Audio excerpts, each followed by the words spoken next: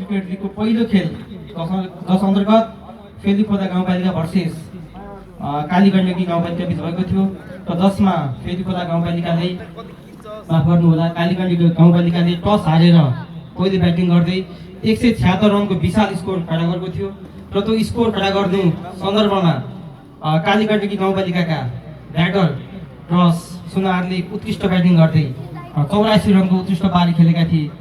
Cross यस्तो उत्कृष्ट inning खेल्नमा केले मोटिभेट गर्यो तपाईँलाई?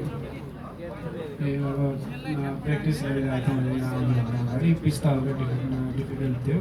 अब ब्याटमा बोल आइरहेको थियो अनि स्टे जति गर्ने जति स्टे गरेँ त्यति रन आउँछ त्यही माइन्डसेट त सिधा सिधा खेलिरहेको थियो कि स्टार्टिङमा। पछि जब बल राम्रो देखिन त्यही हो प्लान त त्यही थियो कि स्टे गर्ने लास्टसम्म अनि रन त आफै आउँछ।